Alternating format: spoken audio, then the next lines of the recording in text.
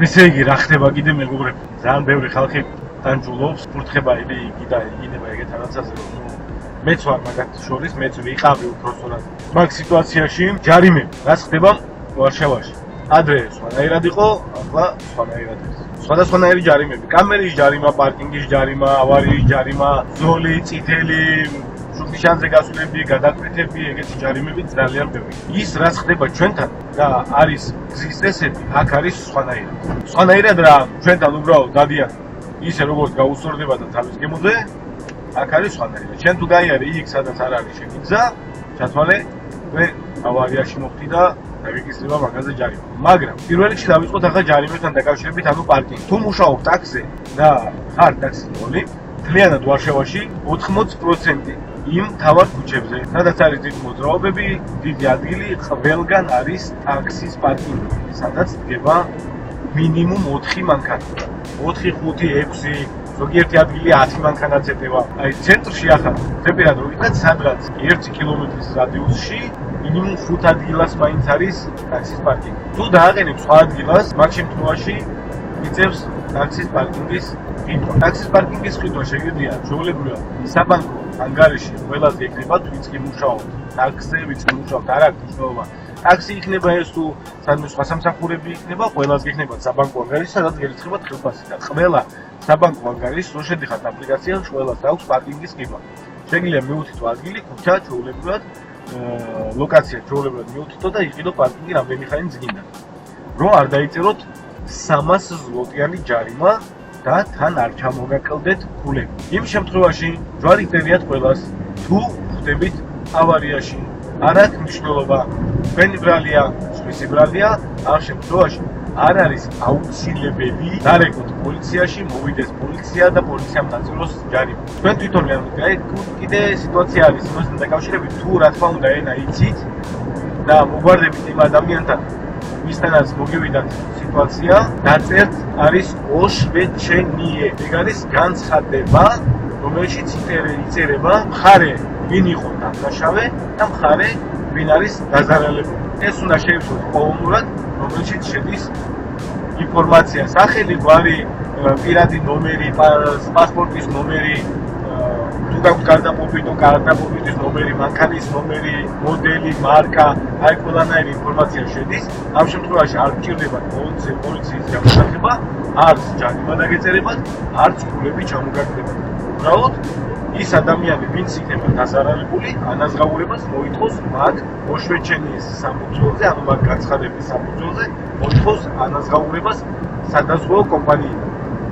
რაც შეუძლებლად ხდება. მე მქონდა ეგეთი სიტუაცია, უკან დამართა მანქანამ, დამიზიანა პაპერი, დავწერე ოშვეჩენია, პოლიცია არ გამომიძახებია, ამიტომ რომ აზრი არ აქვს პოლიციის გამოძახება. შეიძლება 4 საათი, 5 საათი, 10 საათი გქონდეთ მოდინის რეჟიმი, ელოდოთ პოლიციას, დღე გიცდებათ.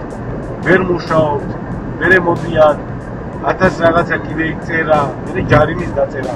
თუ თქვენი ბრალეულობა არის, მით უმეტეს არ გიღებთ პოლიციის გამოძახება, რომ არ დაგიწერონ 1500 ზლოტიანი ჯარიმა და არ ჩამოგლავდეთ 15 ფულა მართვის მოწმობიდან. არის ადგილები, სადაც არის დატენებული კამერები, ფოტორადარები.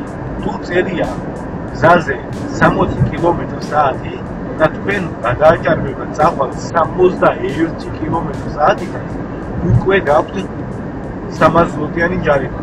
ანუ 1-დან 10 კმ/სთ-ში გადაცილებით უკვე გეწერება 100 ზლოტიდან 300 ზლოტამდე ჯარიმა.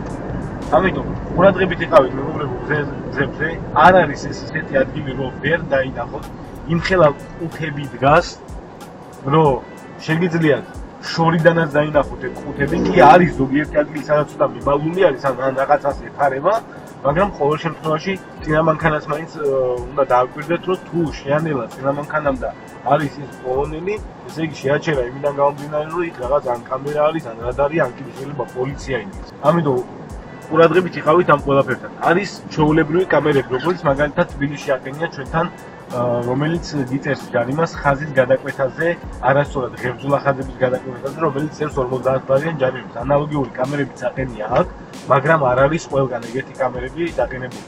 არის რამოდენიმე ადგილას, სადაც ჩვეულებრივად თუ გაიგე ჩქარა და სისწრაფეზე და წითელზე გავლის დროს გიწევს მხოლოდ ჯარიმას. ანალოგიურად ჯარიმა რო ჩათვალოთ მეგობრებო, ყველანაირი ჯარიმა, ეს იქნება პარკინგის ჯარიმა, პოლიციის ჯარიმა, კამერის ჯარიმა, იწყება 300 ზლოტიდან. ადრე იყო 50 ზლოტი, 100 ზლოტი, მაგრამ ეკანონები უკვე შეიცვალა, ძალიან გაიზარდა ჯარიმები და მოიმატა. ქულებიც რა თქმა უნდა მაგასთან დაკავშირებით თუ ჯარიმა გეწერება, ქულაც გაკლდება. არის კიდევ მეგობრებო, დაიმახსოვრეთ, თუ ტაქსზე მუშაობთ, დადიხართ, ვიღლებით, მეც ტაქსზე მუშაობ, ნერვები გეღლება, ხდება ისეთი მგზავრები, რომელიც იღლიან ნერვებს, ტვინს ღუნავენ. რაღაცეებს შეიძლება ყურადღება არ მიაქციოთ, მაგრამ გთხოვთ, იყავით მაქსიმალურად ყურადღებით ისეთ ადგილებში, სადაც ის ხალხი, რომლებიც ხართ აქ და უკვე იცით ეს ძველი, ვინებიც ხართ და ვინც მუშაობთ უკვე დიდი ხანია ტაქსზე, გეცოდინებათ ეგეთი ადგილები, სადაც დგებიან პოლიციელები თავისი მანქანით, მიყუჩებულ ადგილას გადმოდის ადამიანი პოლიციელი მანქანიდან და ხელში უკავია ფოტო რადარი. ვიდრე დაფიქსირებს თქვენს მოძრაობას, მანქანის სიჩქარეს და მაქედან გამომდინარე იწერენ ჯარიმას. ეგ ყველაფერი არის თქვენზე დამოკიდებული. იყავით ფრთხილად, სადაც წერია 60 გარიაროთ 100-ით, იმიტომ რომ თუ გადააჭარბებთ პლუს 50 კმ/სთ თუ გექნება, მაგ შემთხვევაში დიდი ალბათობით, ჯარიმას ხო დაგიწერია და შეიძლება პრავაც ჩამოგართონ და საერთოდ გაგინულონ ქულები და მოგიწიოთ პრავაზე ან მართვის მოწმობაზე თავიდან გადაბარება. ამიტომ გთხოვთ მეგობრებო, იყავით ყურადღებით, თქვენი შრომი, დაწვალები, ნაჯაფი, თანხა არავის ზედმეტად არ ჩაუყუჭოთ ჯიბეში. 1 წუთით ადრე მიხვალთ, 2 წუთით ადრე მიხვალთ, სადმე ეგ ცხოვრებას არ გადაგიწყვიტავთ, პირიქით თქვენ ჯიბეზე დაგეთყობათ და ჩამოგაკლდებათ ყოველთვის თანხა. თქვენ ოჯახებს მოაკლდება ეგ ყველაფერი და იარეთ ფრთხილად, ნელა, არ არის საჭირო სიჩქარე, მეც დავდივარ ჩქარა, მაგრამ ვიცი გაზეპირებული მაქვს ადგილები, სად უნდა ვიარო ჩქარა, სად ვერ ვივლი ჩქარა, იმიტომ რომ ვიცი რომ იმ ადგილას შეიძლება რომ იდგეს პოლიცია და არ მივდივარ იმ სიჩქარით, რა სიჩქარეს არის გზაზე დაწერილი. 60 იქნება თუ 70 მივდივარ მაგ სიჩქარით. პარკინგებზე მოუფრთხილდით, პარკინგებზე არ არის ისე როგორც მაგალითად ჩვენთან ვიღაცა კაცი დადის ფეხით და მოვიდა და ჯარიმა დაგიწერა.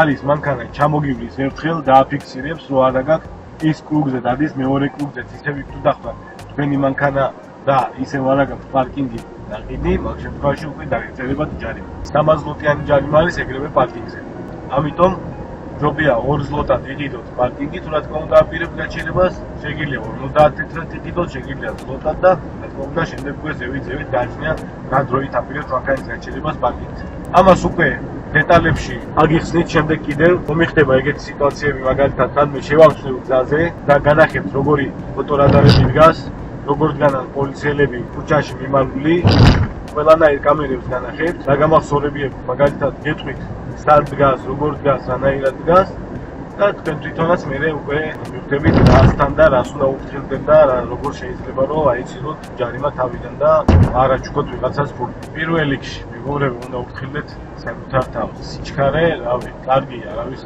მოუტანია თვითონაც საჭესთან ვზივართ მანქანაში შეიძლება ყველაფერი წესრიგში მქონდეს მაგრამ სიფრთხილეს თავი არტივა არ ვიცით რა დროს რა შეიძლება მოხდეს იარე ისე როგორც საჭიროა მაგრამ ყოველ შემთხვევაში უფრთხილდით ისეთ ადგილებს სადაც შეიძლება რომ ჯარიმა დაგიწერონ და ის თქვენი მთელი დღის ნამუშევარი ტყილა გამოგივიდეთ მე დაწვალები რომ ამდენი ხანი გარეთიფლები და მე ის ტყილაში რაღაცა ჯარიმა უნდა გადაიხადო რა აქ ჯარიმა კიდე არაფერი არ არის კარგი ჯარიმას გადაიხდი ეგ 300 ზლოტი აქ მთავარი ქულა არის და არ არის ისე როგორც ჩვენთან რომ 100 ქულა გაქვს და მთელი წლის განმავლობაში უნდა გახარჯო აქ არის 24 თუ 25 ქულა გაქვს თან ქულები რავი მინიმუმ 5 ქულა გაკლდება 5 ქულა პარკინგი 5 ქულა სიჩქარის გადაჭარბება 5 ქულა არასწორ ადგილას შეცვლა და 15 ქულა არის ავარიას всё დამთავრდა ეგეც შენი 30 ქულა უკვე და ფაქტიურად აღარა გაქვს ქულები და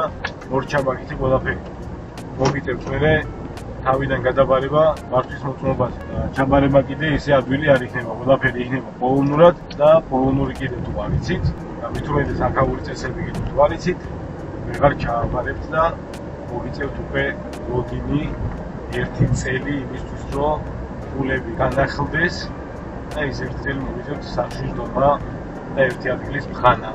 ასე რომ მიგირჩევთ, იყოთ ყურადღებით, ფრთხილად და არ იჩქაროთ არსად.